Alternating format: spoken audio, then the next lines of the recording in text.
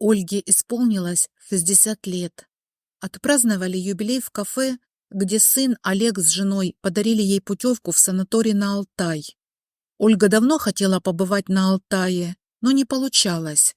Подходит отпуск, хочется на море, внучку с собой взять, ребенку хочется плескаться в море. А сейчас на море уже не хочется. Наоборот, побывать в других местах, увидеть природу, лес, и даже уже хочется горы увидеть. Приехала в санаторий, заселилась в номер с красивым видом на сосновый бор. У нее предстоял отдых, о котором она мечтала: гулять в сосновом бору, дышать этим необыкновенно прозрачным воздухом и примесью разнотравья. Ольга смотрела на верхушки сосен, они раскачивались от ветра, шумели, как зеленое море. Прошло около недели. Ольга после процедур гуляет, читает, познакомилась с отдыхающими. Чаще всего она общалась с Татьяной, соседкой через стенку. Они нашли друг в друге родственные души, подружились, многие интересы у них схожи. Сегодня во время ужина к ним за столик подсел мужчина, который на первый взгляд Ольге показался знакомым. «Добрый вечер. Меня зовут Павел. Будем вместе трапезничать», — с улыбкой произнес он. Когда Ольга услышала его голос, ей почудились знакомые нотки. Она внимательно глянула ему в глаза. «Паша, ты что ли? Никогда бы не узнала, если бы на улице встретился». Павел смотрел на Ольгу сквозь стекла очков с дымчатым напылением. «Оля, неужели ты?» — удивленно спросил он. «Я, конечно, я. Тоже, видимо, изменилась. Что, стала совсем неузнаваема?» Когда прошли первые минуты встречи, они смотрели друг на друга удивленно, растерянно и в то же время с нескрываемым интересом. После обеда пошли прогуляться. «Оля, ты здесь одна?» «Одна. А с кем мне быть? Я давно одна. Виктор 15 лет назад погиб в аварии. Замуж больше не вышла. Да и не хочу. Привыкла отвечать только за себя. А ты?» «Я тоже один. Жена ушла от меня 17 лет назад. Потом были еще пару женщин, с которыми пытался создать семью, но не получилось. И вот уже 4 года я даже и не пытаюсь с кем-то познакомиться. Разочаровали меня женщины. А может, я их? Оля, а может, это судьба, что мы встретились почти через 40 лет?» С надеждой спросил Павел, глядя на симпатичную и со вкусом одетую женщину. «Не знаю, не знаю, судьба ли?» — как-то грустно ответила она. «Если присмотреться, ты не очень изменилась, немного поправилась, а глаза те же. Только вот волосы белые, ты раньше была темненькая. Это седина. У меня рано на висках появилась седина, к 30 годам. У меня родители были оба седые, видимо, в них удалась. Когда погиб мой Виктор, у меня за 2 дня почти все волосы стали седые. Жуткий стресс испытала. Мы жили дружно. Он был порядочным и лучшим мужем. Да, дела. А могли бы и мы быть счастливы с тобой. Помнишь? Оля с Павлом учились в институте в одной группе.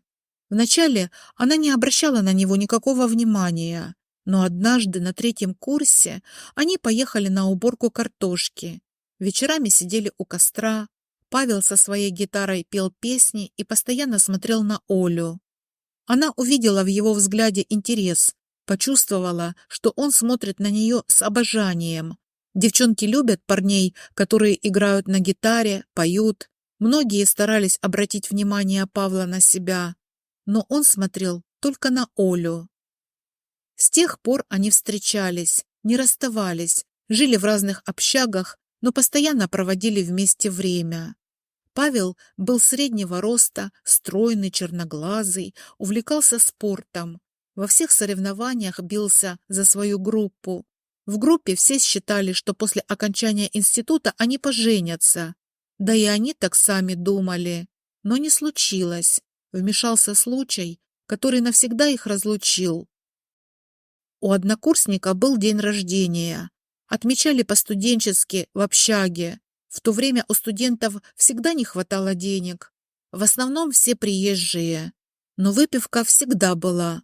Вот и в тот вечер Павел перебрал и, пробормотав «Оля, я спать», ушел в свою комнату, где он жил с однокурсниками. На следующий день поползли разговоры, что Павел провел ночь с Галей. Она из параллельной группы, всегда была неравнодушна к нему.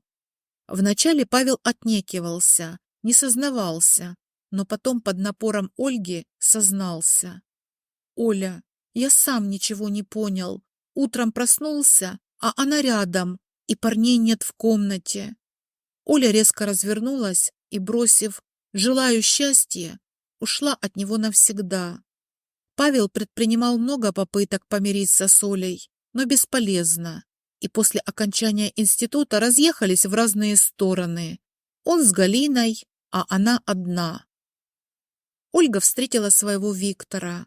Она была счастлива с ним. Сын Олег – его копия, такой же симпатичный, порядочный, спокойный. Ольга ни разу не пожалела, что порвала тогда отношения с Павлом. Иначе она бы не встретила Виктора, своего надежного и любящего мужа.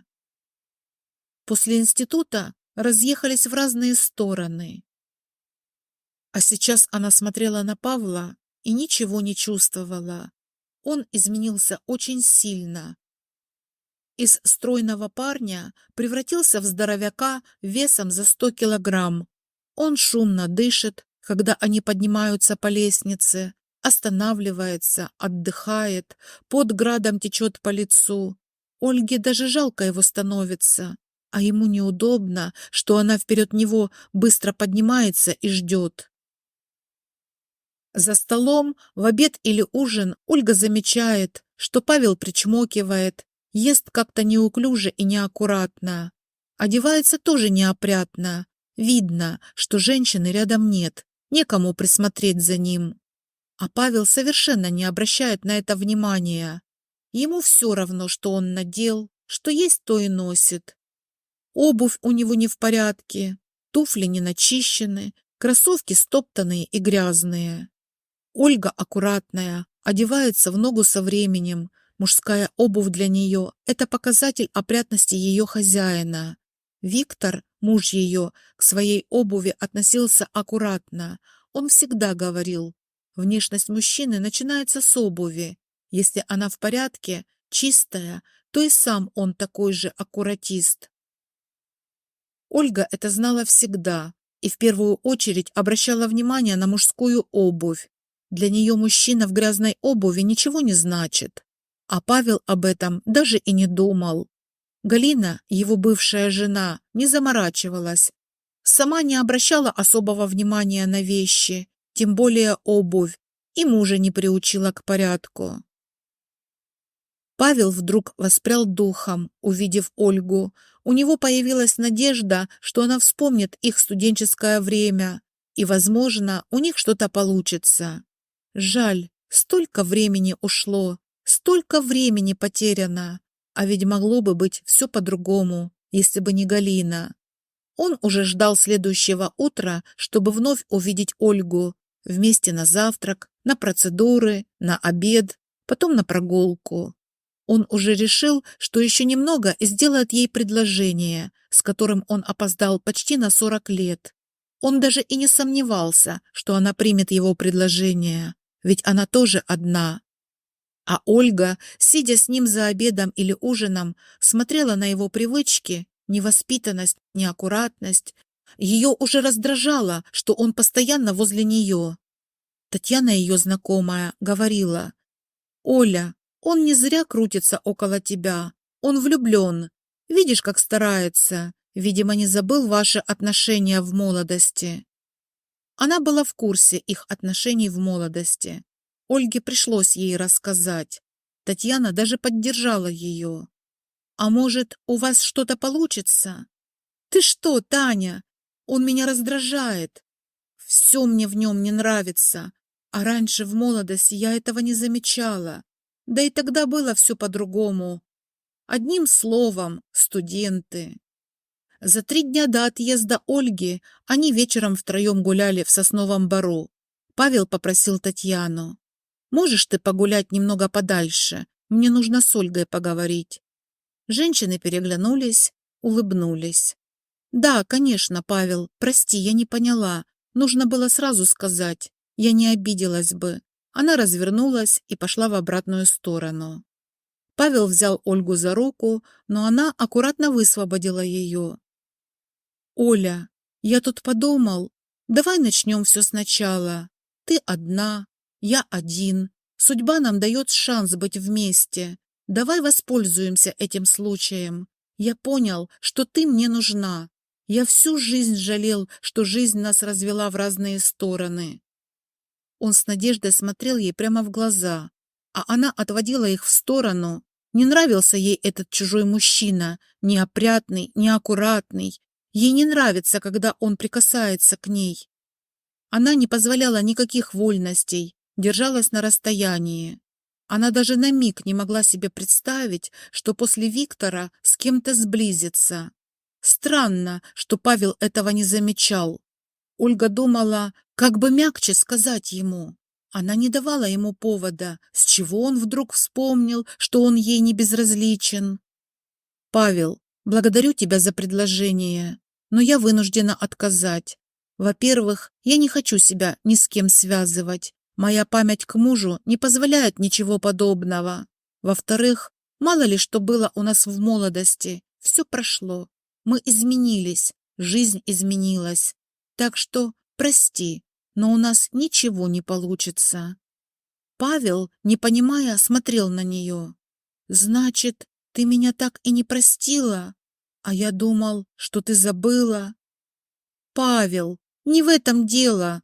Обида моя прошла давно, и я не держу зла. Я даже рада, что так получилось все, иначе бы я не встретила свою настоящую любовь, своего Виктора, и не испытала бы такого счастья, которое не все могут испытать.